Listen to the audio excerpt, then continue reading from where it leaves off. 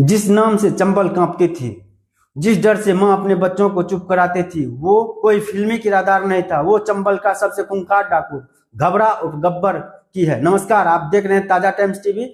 मैं हूं कृष्णा सिंह राजपूत। आज की ये कहानी सिर्फ शोले फिल्म के गब्बर की नहीं है। आज की ये कहानी उस असली गब्बर की है जिसके नाम से फिल्मी डायलॉग बना, लेकिन जिसकी हकीकत फिल्म से कहीं ज्यादा डरावनी थी। कहानी की शुरुआत होती है यहाँ से 50 कोस दूर, जब गांव में रात में कोई बच्चा रोता है तो माँ कहती थी, सो जा बेटा, नहीं तो गब्बर आ जाएगा।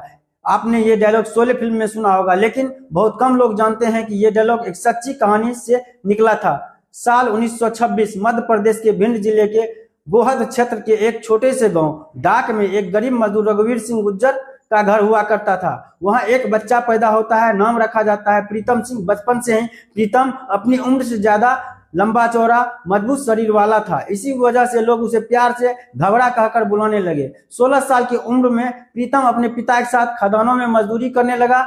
थोड़ी सी खेती थी, उसी से घर का गुजारा चल रहा होता है। लेकिन एक दिन गांव के 4 दमन जमीन को लेकर रघुवीर सिंह से बेरहमी से मारपीट करते हैं और पूरी गांव में उनकी घसीट कर बेइज्जती की जाती है। पिता पंचायत में जाते हैं, गांव के लोग जुटते हैं, लेकिन फैसला दबंगों के पक्ष में होता है। जमीन छीन जाती है। देश आजाद हो चुका था, लेकिन गांव में गुंडागर्दी जिंदा थी। प्रीतम के अंदर कुछ टूट जाता है, वो मौका तलाशता है और एक दिन उन 4 दबंगों में से 2 उसके सामने आ जाते हैं। जिस तरह उसके पिता को पीटा गया था, उसी तरह प्रीतम उसे पीट पीट कर मार डालता है। जब उसे डर लगता है कि अब पुलिस आएगी और जेल होगा मुझे, साल 1956 में प्रीतम सीधे घर से भाग जाता है और चंबल के बिहरों में चला जाता है। वहां मिलते हैं कुख्यात डाकू कल्याण सिंह गुज्जर।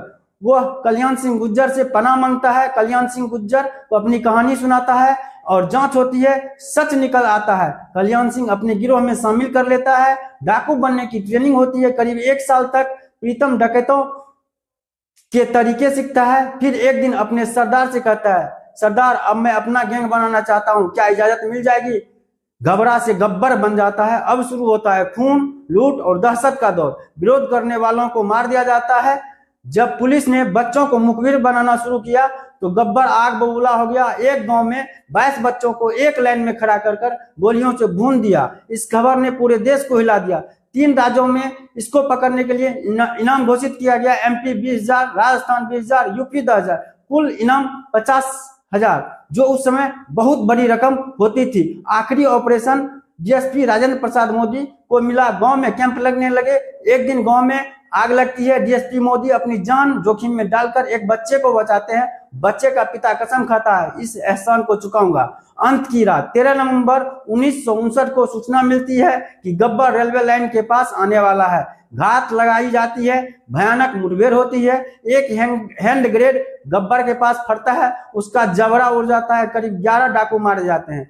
गब्बर सिंह का अंत वहीं हो जाता है। दोस्तों, इस कहानी का मकसद डर फैलाना नहीं, बल्कि ये बताना है अंधविश्वास, अन्याय और हिंसा किस तरह इंसान को हैवान बना देती है। अपना और अपनों का ख्याल रखें। जय हिंद।